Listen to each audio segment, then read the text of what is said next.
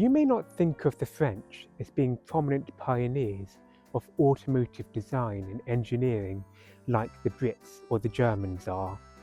After all, it's not even that often that the French give us a sports car, and more often than not when they do, they tend to give us something like this, the Renault Wind. And even though this is in fact my personal car, I'll admit it is a bit of a mixed bag in terms of its design and its execution. These sporty buttresses, for instance, may look cool. However, as you can see, rain tends to pool around them, which, over time, causes le water damage to the paint, though it's hard to see it when it's still wet.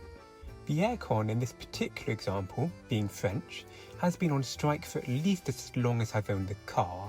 And speaking of which, the designers at Renault must have been on a walkout when they designed this rear window.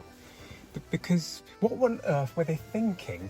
You could have an entire army of yellow vestas right behind you when you're reversing, and you just would not see them. And also, there's very little space in here for you to actually put things, and no cup holders.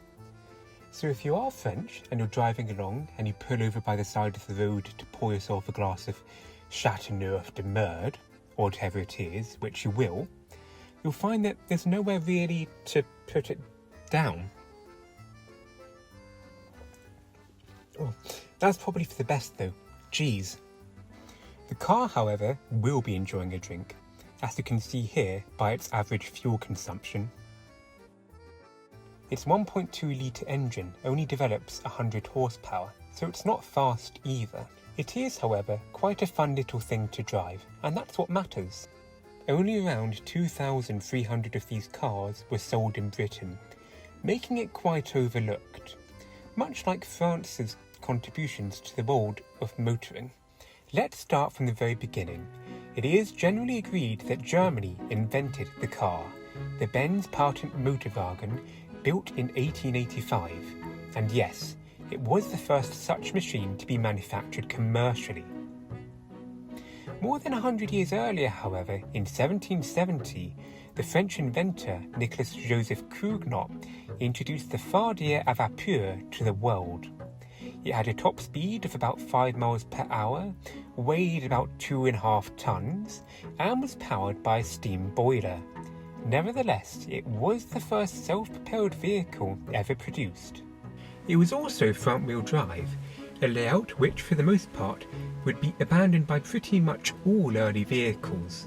Put simply, having the front wheels manage both the steering and being driven simultaneously just wasn't really feasible at the time, so manufacturers would just make their cars rear-wheel drive instead. That was until 1934, when France gave us the Citroën Traction Avant, the world's first mass-produced front-wheel drive car. It was a revelation that made the Traction Avant and subsequent front-wheel drive cars lighter, easier to manufacture and cheaper, whilst also freeing up space for passengers and luggage in the rear. The French aren't all just about practicality, however. Let's remember that they pretty much invented motor racing. In fact, Marcel Renault, one of the founders of Renault, was among one of the first to ever have their life cut short by a motor racing accident. He died in 1903 at the age of just 31, which was a shame because he missed out on the first ever Grand Prix by just 3 years. The event was held in Le Mans on a 65-mile circuit. It spanned 2 days because each lap took around an hour to complete, and the event consisted of 12 laps in total. Perhaps as a fitting tribute to Marcel, it was a Renault that took the victory.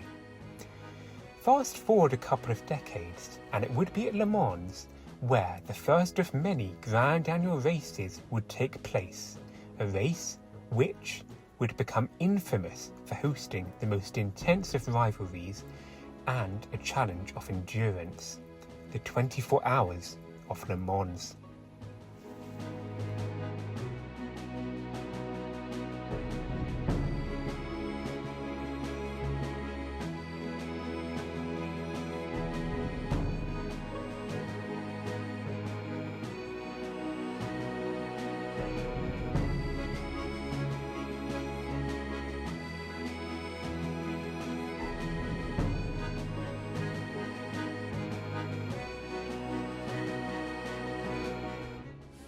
However, legislation is of course written in blood, and Le Mans has seen its share of bloodshed over the years. The most infamous incident occurred in 1955 when a Mercedes-Benz lost control after rear-ending an Austin Healey and went flying into a grandstand support. The fuel tank then exploded, and due to the bodywork being made of magnesium alloy, a lethal fire ensued. Rescuers mistakenly used water to fight the inferno, causing it to spread further and prolonging the blaze for hours. More than 80 spectators were killed, and the tragedy led to safety barriers being installed on the Le Mans circuit and many other major racetracks for the protection of audiences. Manufacturers were also pushed to use fire-resistant materials in their race cars and to design the vehicles with greater structural integrity. Mercedes-Benz didn't compete in motor racing again until the 1980s. Many European countries swiftly instated temporary bans on motorsport until the new safety measures were fully implemented, apart from Switzerland, who kept their ban on motor racing in place until 2022. Thank you for joining me on this brief voyage down French automotive history. I hope you've learnt something, even if it was about the French. Now, it only remains for me to say au revoir.